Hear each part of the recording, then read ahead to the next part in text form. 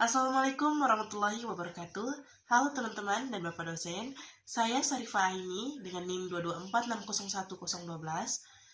Pada kesempatan kali ini saya akan membahas mengenai pelanggaran hak asasi manusia berat atau extraordinary crime dalam perspektif hukum pidana internasional.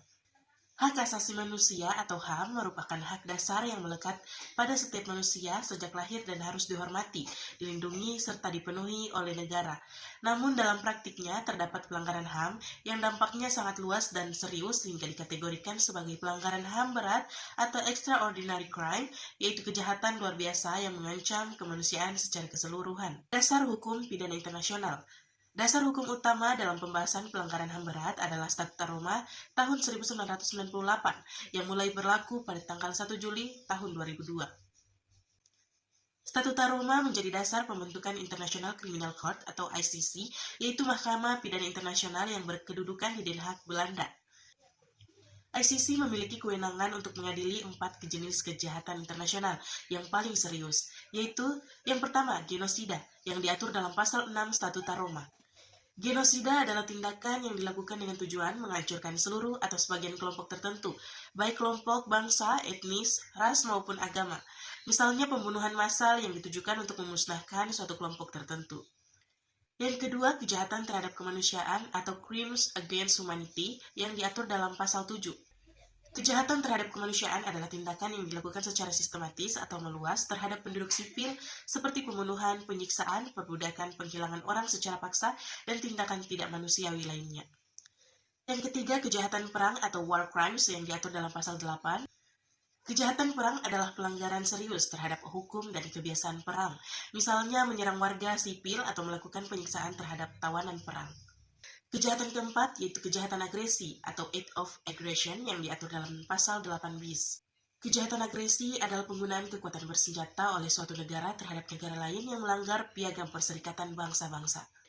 Kemudian sejarah singkat pembentukan ICC.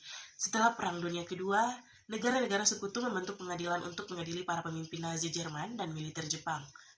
Pengadilan tersebut dikenal sebagai Pengadilan Nuremberg dan Pengadilan Tokyo.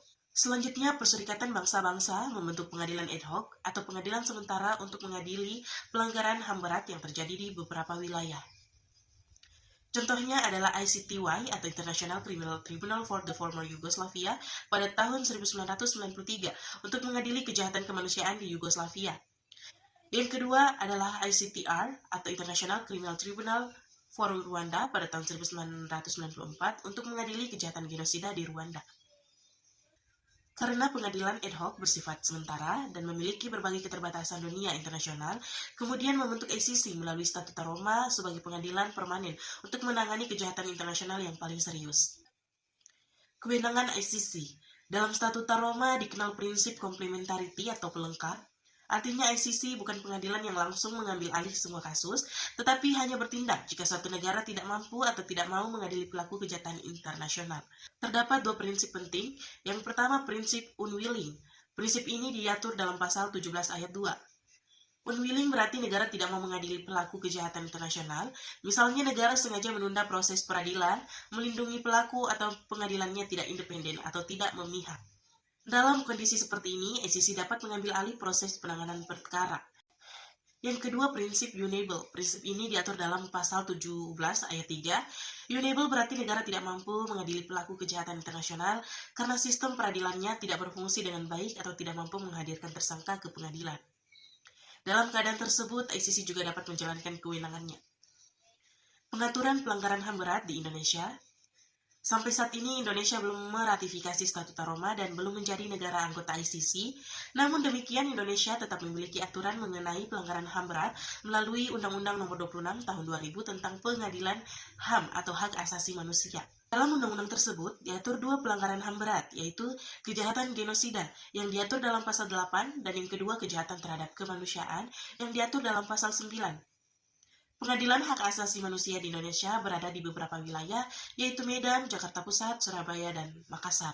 Selain itu, setelah disahkannya Undang-Undang Nomor 26 Tahun 2000, pemerintah Indonesia juga membentuk Pengadilan Hak Asasi Manusia ad hoc untuk menangani kasus-kasus tertentu.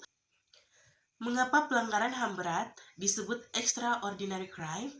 Pelanggaran HAM berat disebut sebagai extraordinary crime atau kejahatan luar biasa karena memiliki karakteristik khusus, tidak tunduk sepenuhnya pada asas legalitas sebagaimana kejahatan biasa. Yang kedua, asal locus delicti atau batas wilayah tidak selalu menjadi hambatan dalam penegakan hukumnya. Yang ketiga, tidak berlaku asas nebis in idem dalam kondisi tertentu pada hukum pidana internasional.